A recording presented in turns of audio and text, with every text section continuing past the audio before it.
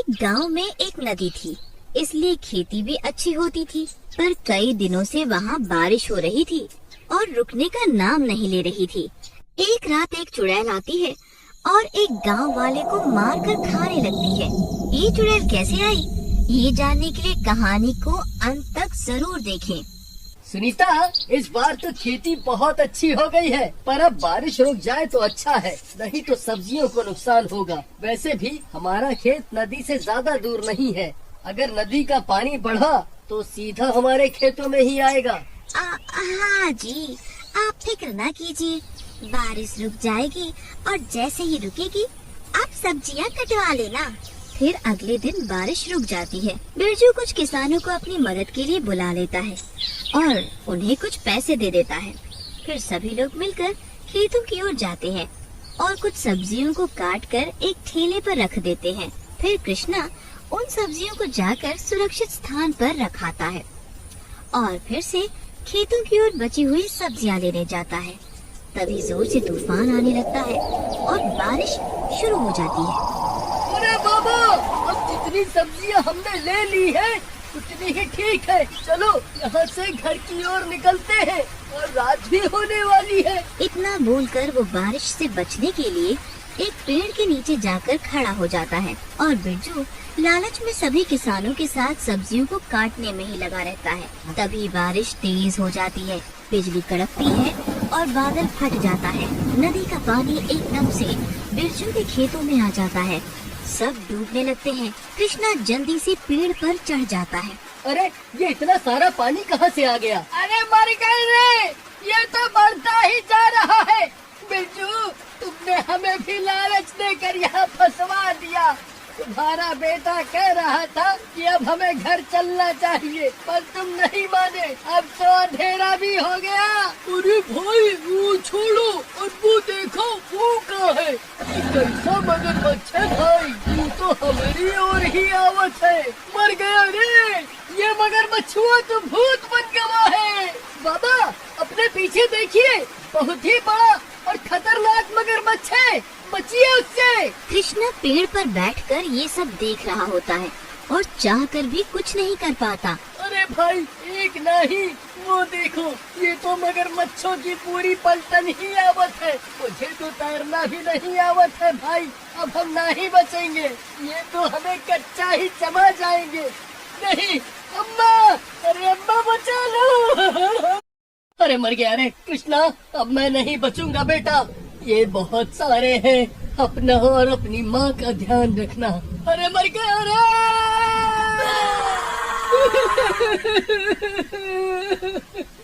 अरे नहीं बाबा, बाबा।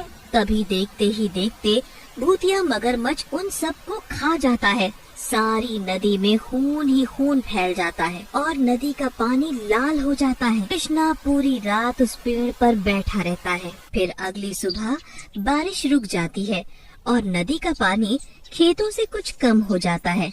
कृष्णा उदास मन से अपने घर जाता है। अरे कृष्णा, तुम्हारे बाबा कहाँ हैं? और तुम दोनों रात भर घर क्यों नहीं आए? फिर कृष्णा सारी बात अपनी माँ को बताता है। नहीं भगवान, ऐसा नहीं हो सकता। मेरे पति को मुझसे छीन लिया। सुनीता बहुत रोती है। सब गांव वाले रोने की आवाजें सुनकर वहां आ जाते हैं और भूतिया मगरमच्छों की बात सुनकर बहुत डर जाते हैं। अरे भाई, अब क्या होगा? ये भूतिया मगरमच्छ हमारे गांव की नदी में कहाँ से आए? वो सब बातें कर ही रहे होते हैं कि वहाँ बहुत सारे पक्षी आ जाते हैं। उनकी आंखें लाल होती हैं। सब गांव वालों को काटने लगते हैं। सब गांव वाले यहाँ वहाँ भागने लगते हैं। अरे नहीं, मर गया रे। अरे चांदाल, मुझे क्यों काट रहा है? ससुरी के, मैंने तेरा क्या बिगाड़ दिया? रोज तुझे दाना डालता हूँ, तेरा दांत मिटे। अरे माँ, आप जल्दी से घर के अंदर चलो।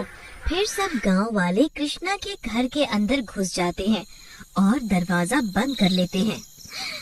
हे भगवान, अब ये क्या नई मुसीबत आ गई है। रक्षा करो भगवान, रक्षा करो। फिर कृष्णा के घर के दरवाजे पर जोर जोर से खटखटाने की आवाजें आने लगती हैं। सुनीता खिड़की से झांक कर देखती है तो बहुत सारे पक्षी उसके दरवाजे पर अपनी चोंच मार रहे होते हैं और बहुत डरावनी डरावनी आवाजें निकाल रहे होते हैं। अरे ये सब भूतिया पक्षी कैसे बन गए? सब लोग बहुत डर जाते हैं और उन्हें समझ नहीं आता कि ऐसा क्यों हो रहा है। तभी सुनीता को अजीब अजीब से जानवर दिखते हैं, जिनमें से कुछ उनकी घर की तरफ ही आ रहे होते हैं। अरे वाह, उधर देखो, वो बैल, कुत्ता और गाय, इन्हें क्या हो गया? ये सब भूतिया जानवर कहाँ से आते जा रहे हैं? तभी एक गांव वाला कहीं से आ रहा होता है और उसे भूतिया बैल मारकर हवा में उड़ा देता है और मारकर खाने लगता है। तभी चुड़ैल आती है।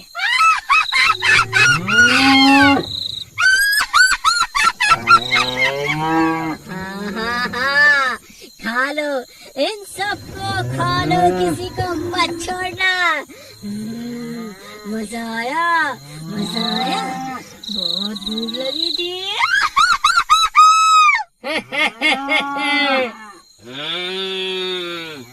ये तो बहुत स्वाद है।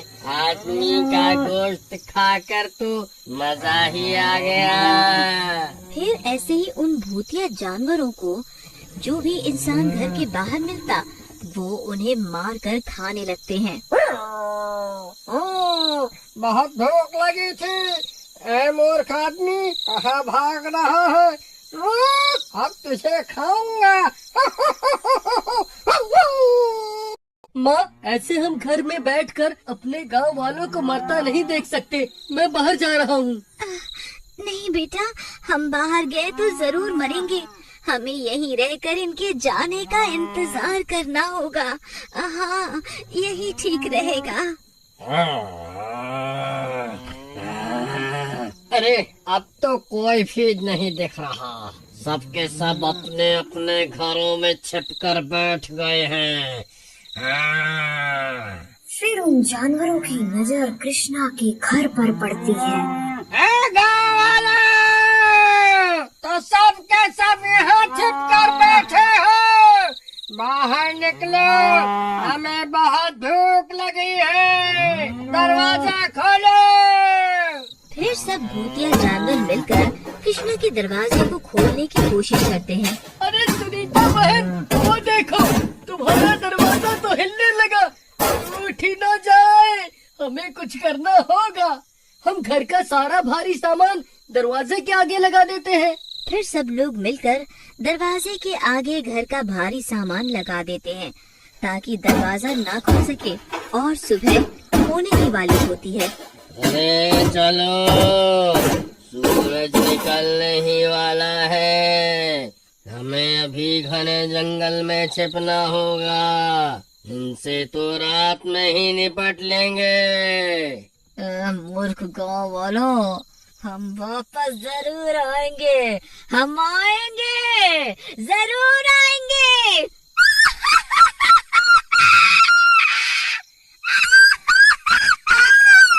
फिर वह सब भूतिया जानवर वहाँ से चले जाते हैं। ये सब भूत तो यहाँ से चले गए हैं। अब हमें कोई खतरा नहीं है। नहीं नहीं सुनीता बहन, सुना नहीं था? वो भूतिया बैल कह रहा था कि रात में फिर आएंगे। मतलब हमारे पास अभी पूरा दिन है। इसका उपाय हमें निकालना ही होगा। मैं एक बहुत बड़े ज्ञानी बाबा को जानती हूँ। वो पहाड़ी के पीछे वाली गुफा में रहते हैं। हमें उन्हें सब बताना चाहिए।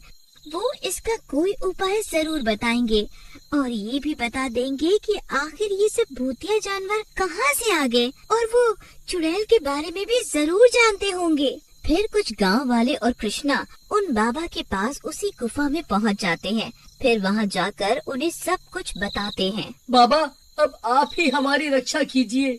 हाँ, हमें पता है कि ऐसा क्यों हो रहा है, हम सब जानते हैं। लेकिन एक बात समझ नहीं आई कि ये सब जानवर भूत कैसे बन गए हैं। हम तुम्हें सब बताएंगे। पहले चलो, उस नदी के पास चलना होगा। जो तुम्हारे गांव में है। फिर सब लोग गांव जाते हैं और वहां पहुंचते पहुंचते रात हो जाती है और डरावनी डरावनी आवाजें आने लगती हैं। और रात होते ही वो सभी भूतिया पक्षी, जानवर और वो चुड़ैल आ जाते हैं और बाबा कृष्णा समेत सब गांव वालों पर हमला करने उनकी ओर बढ़ते हैं। अरे मर गया रे! अरे बाबा जी, वो देखिए, वो भूत तो सामने से ही आ रहे हैं, मुझे बचा लो।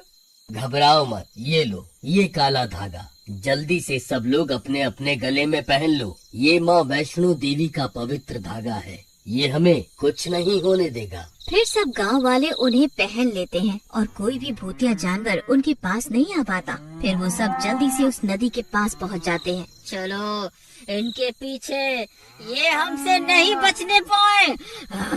चलो जल्दी करो। तुम्हारे गांव की नदी श्रापित हो गई है, क्योंकि उस दिन कई लोगों को भूतिया मगरमच्छों ने मार कर खा लिया था। इतने लोगों के एक साथ मरने से उनके खून से इस नदी का रंग लाल हो गया और जो भी जानवर या इंसान इस नदी का पानी पी रहा है वो भी भूत बनता जा रहा है। तभी ये औरत भी चुड़ैल बन गई है। अच्छा, तो ये बात है। अब हम पूरे गांव को कैसे इससे बचाएंगे? तुम चिंता मत करो, इसका उपाय तो बहुत सरल है। सब गांव वाले जाओ और अपने अपने घर से गंगा जल इकट्ठा करके लाओ।